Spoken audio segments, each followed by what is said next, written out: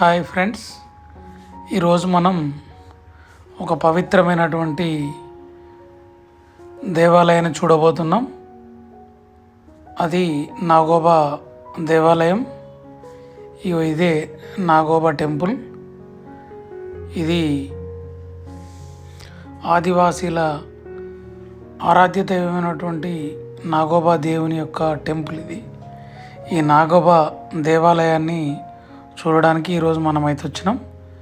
ఇది ఎంత అద్భుతంగా నిర్మించారో చూద్దాం. ముందుకెళ్దాం. ఇది టెంపుల్ యొక్క ముందు భాగం, నాగోబా టెంపుల్. ఇది ఆదిలాబాద్ జిల్లాల కేస్లాపూర్లో ఉంది. సో ఇది చాలా పవిత్రమైనటువంటి టెంపుల్. ఆదివాసీలకు ఎక్కడెక్కడనో ఛత్తీస్గఢ్, ఒరిస్సా, ఆంధ్రప్రదేశ్ నుండి కూడా ఇక్కడికి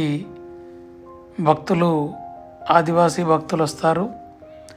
మిగతా భక్తులు కూడా వస్తారు ఈ దేవుణ్ణి సందర్శించడానికి. ఒక 10 days జరుగుతుంది ఈ యొక్క టెంపుల్ జాతర. సో దాన్నే నాగోబా జాతర అంటారు. చాలా పవిత్రంగా మోస్రం వంశీయులు చాలా పవిత్రంగా భావించేటువంటి దేవుడు. సో దీన్ని మొత్తం ప్రభుత్వం చాలా పవిత్రంగా 10 రోజులు నిర్వహిస్తుంది. సో దీన్ని ఈరోజు మనం ఈ పవిత్రమైన టెంపుల్ను మనం ఈరోజు దర్శించుకుంటున్నాం. ఇప్పుడు మనము లోనికైతే వచ్చినాము. ఇంకా లోపలికి పోయి చూద్దాం పవిత్రమైనటువంటి ఈ యొక్క దేవాలయ ఆవరణ ఎట్లా ఉన్నది ఒకసారి చూద్దాం.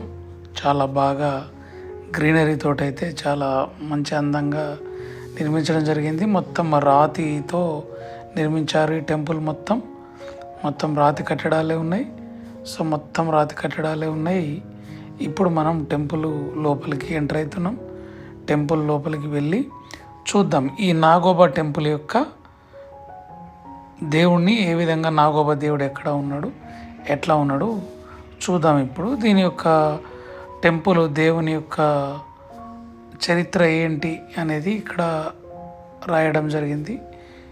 ఈ పూర్వీకులు ఎట్లా తీసుకొచ్చారు, దీన్ని ఎట్లా నిర్మించారు అనేది టోటల్గా దీని మీద రాసి ఉన్నది. ఇంకా టెంపుల్ ముందుకు వెళ్దాం. మనం టెంపుల్ లోపలికి కూడా వెళ్ళి చూద్దాం, దర్శనం చేసుకుందాం. ఎంత బ్రహ్మాండంగా ఉన్నా చూడండి. ఇది నాగోబా టెంపుల్. దేవుడిది నాగోబా దేవుడు. ఈ యొక్క దేవుణ్ణి మనం దర్శనం చేసుకున్నాం. మీ పక్కన కూడా ఇంకో టెంపుల్ ఉంది. ఈ టెంపుల్ కూడా నాగోబా టెంపులే. దీన్ని కూడా మనం దర్శనం చేసుకున్నాం. దేవునికి దండం పెట్టుకొని మళ్ళీ తిరిగి వచ్చేస్తున్నాం. మనం మళ్ళీ బయటికి రావడానికి వచ్చేస్తున్నాం. పవిత్రమైనటువంటి ఈ నాగోబా దేవాలయాన్ని అయితే మనం దర్శించుకొని బయటకు వస్తున్నాం. ఈ యొక్క ఆదివాసీల యొక్క పవిత్రమైనటువంటి ఈ యొక్క నాగోబా దేవుడి యొక్క గుడి ఇది. దీన్ని చూసి మరి మనమైతే బయటికి వస్తున్నాం. మనం ఇప్పుడు ఇక్కడ ఒక పవిత్రమైనటువంటి ధ్వజస్తంభం ఉంది. ఈ ధ్వజస్తంభాన్ని కూడా మనం ఒకసారి చూద్దాం. ఈ విధంగా మొత్తం రాతితోటే దీన్ని నిర్మించడం జరిగింది. బ్రహ్మాండమైన టెంపుల్. ఇదిగో ఈ ధ్వజస్తంభాన్ని కూడా మనం దర్శించుకొని మనమైతే తిరుగు ప్రయాణం అవుతున్నాం. ఈ పవిత్రమైనటువంటి నాగోబా టెంపుల్ నుంచి దర్శనం చేసుకొని చాలా చాలా విశిష్టమైనటువంటి దేవాలయం ఇది.